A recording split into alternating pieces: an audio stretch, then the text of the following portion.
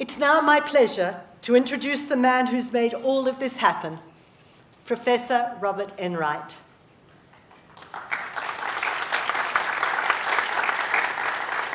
Robert Enright is a professor of educational psychology at the University of Wisconsin-Madison in the United States, a licensed psychologist and a founding board member of the International Forgiveness Institute.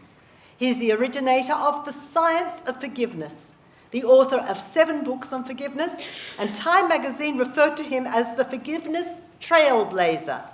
I also consider him a new friend. Robert.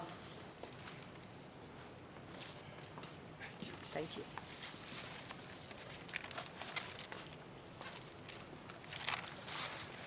Thank you, Peta, and thank you to all of you who are here today. I come to you not as a theologian, I come to you as a scientist. And for the next 15 minutes or so, I want to go over with you what I mean by that, what I mean by the science of forgiveness. And the science of forgiveness basically asks these questions. What do we mean when we use the word forgiveness? What is it? Second, how do we go about forgiving? Each one of us, at some point in our lives, are hurt by others. Is there a pathway that will help you to forgive? And third, what happens to the person who forgives? That's a scientific question. We can measure that.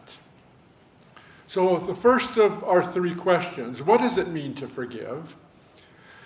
I think, and I'm open to correction on this, that the 3 Abrahamic faiths, those of no faith at all, those who are humanists or Buddhists or Confucianists or any other kind of belief system, likely would agree, I think, with this definition. When you are treated unfairly by others, that's the context of forgiving. You're treated unfairly. And what you do when you forgive, quite simply, you are good to those who are not good to you. That's what forgiveness is, to be good to those who are not good to you. It includes getting rid of resentment so you restrain getting even. And you offer goodness of some kind, such as kindness, respect, generosity, or even love. What you do not do when you forgive is excuse what the other did. What the other did is wrong, it was wrong, and it will always be wrong. But your response is to the person, not to the event. When you forgive, you may or may not reconcile with the other. Forgiveness is a virtue of goodness, starting inside where you want to be good to the one who has not been good to you, and it flows out to the other where you're giving them a second chance.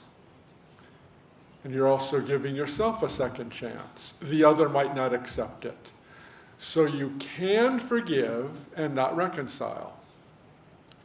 Another thing that forgiveness is not, it is not abandoning the quest for justice.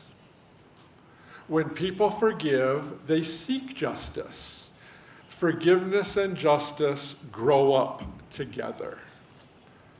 The biggest criticism I hear against forgiveness is, but then I am weak.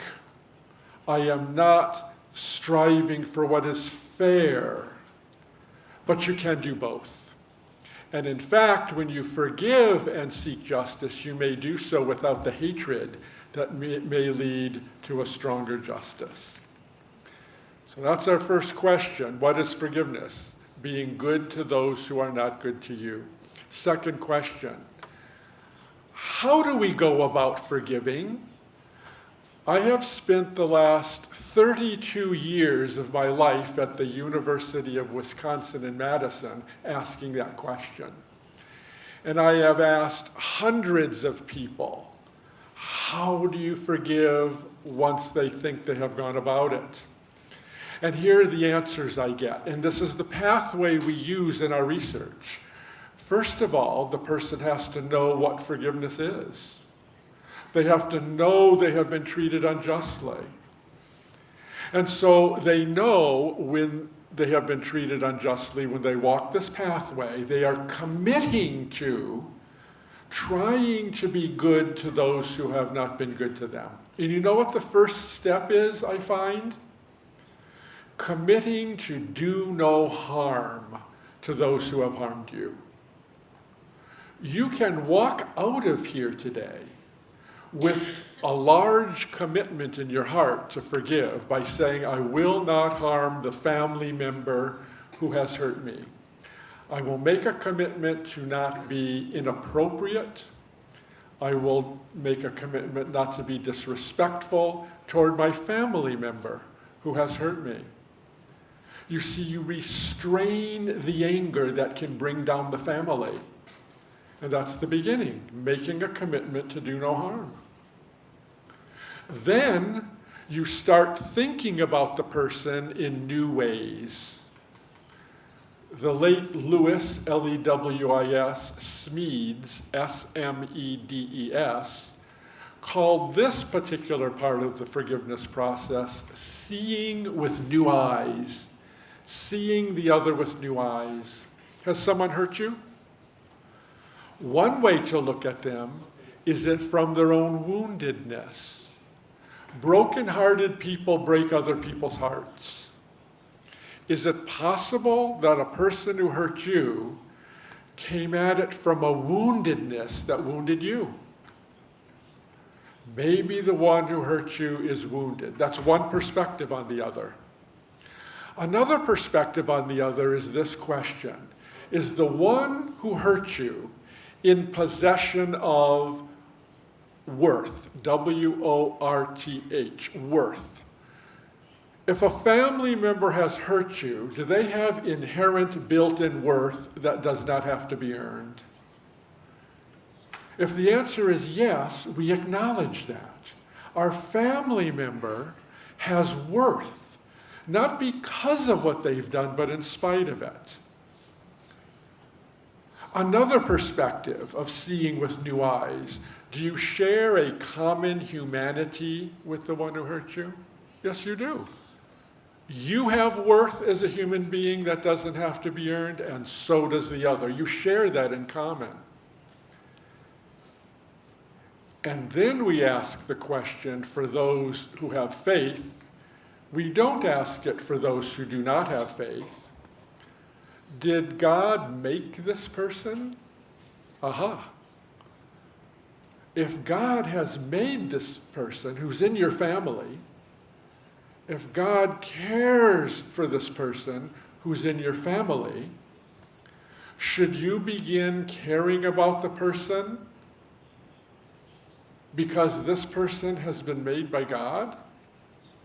Do you see all the new perspectives you take when you forgive? You commit to doing no harm. You see them as wounded. You see them as possessing worth. You share a common humanity. And you share a common creation by the Creator. If someone is not a believer, we don't ask that last question. Further on, as we move into this pathway, we ask people to what we call bear the pain of what happened to them, so that they don't throw their pain onto other people in the family. I find that when people are very wounded, they tend to take those wounds, and you know who they cast their wounds onto? Their own children, oftentimes. When you forgive, you're giving your children a new chance at life because they are not inheriting your pain. And so we ask people to heroically bear the pain of what happened to them so they don't throw it back to the family member who hurt them, and they don't throw it back to their children who are innocent victims of your pain. This is why forgiveness is a heroic virtue, because you stop the transmission of pain in a family or a community that could go on for many, many, many years. And once you start standing up to the pain, you're strong enough then to heroically give a gift to the one who has not given a gift to you. It might be a smile or a returned phone call or a kind word about the one who hurt you to the family. And it's at that point you begin to find meaning in what you've suffered. You've become stronger. And you have a possibility of having a family that's healthier now because you have forgiven. And that's a pathway of forgiveness that we have used in our research.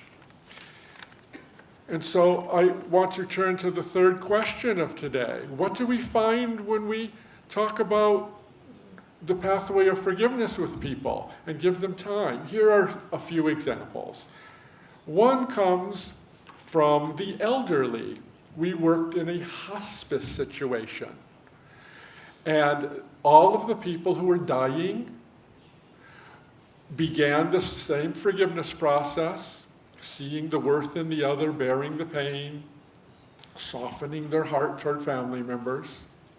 They brought their family to their bedside, to their deathbed. And while their physical characteristics were declining, do you know what was going up? Their hope for the future. They're dying. And yet their hope for the future is going up. Why? Because they knew they were leaving the family in a better condition than had they not forgiven.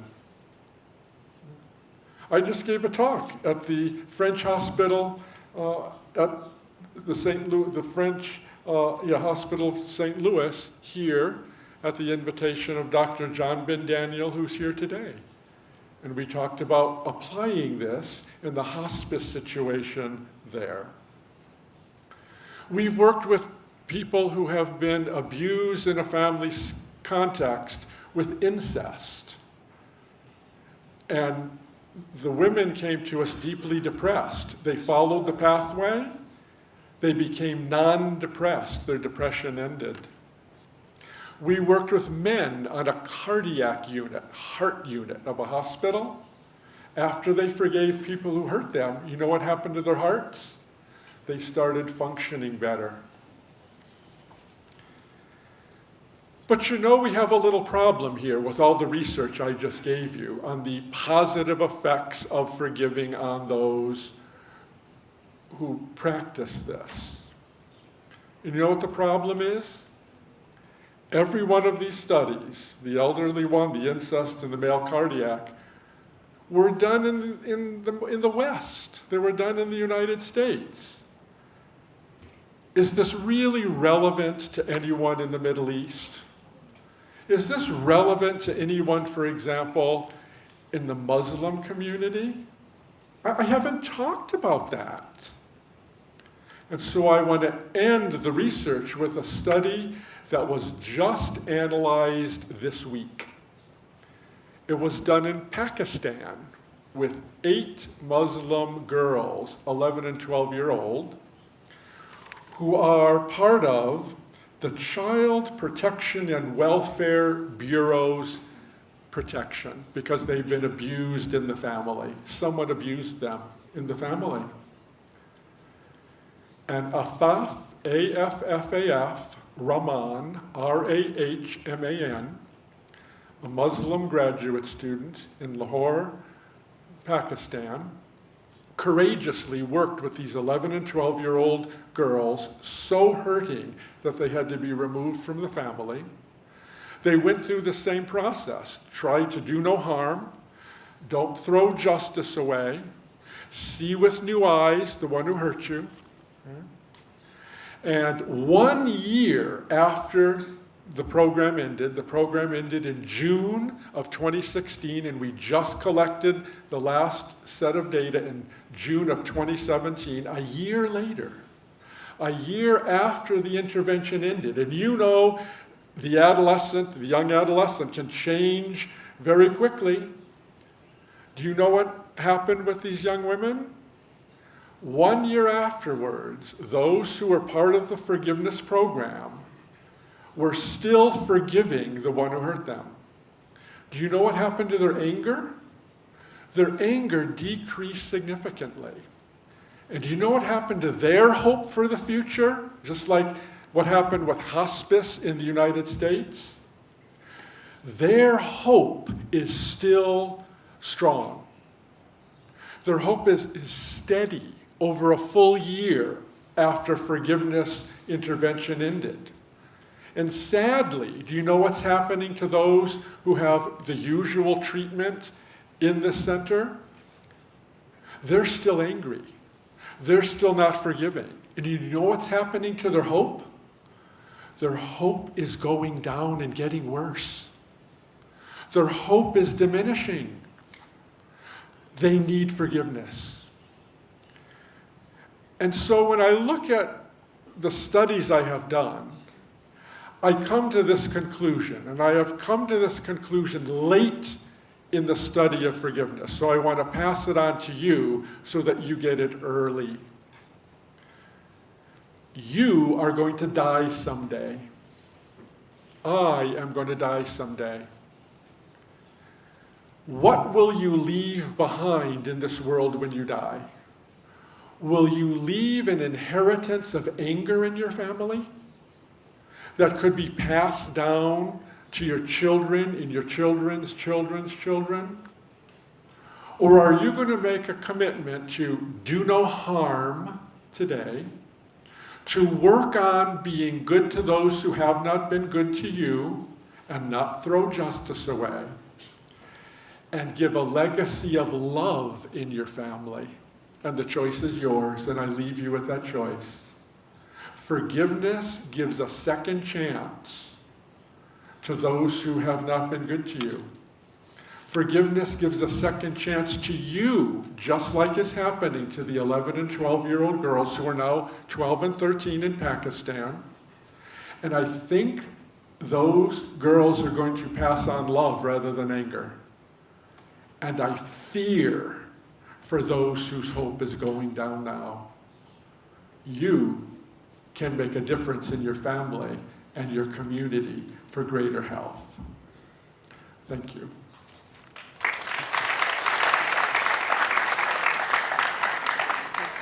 much, Robert. Thank you so much. You know, we have people here from Spain, from Russia, from the United States.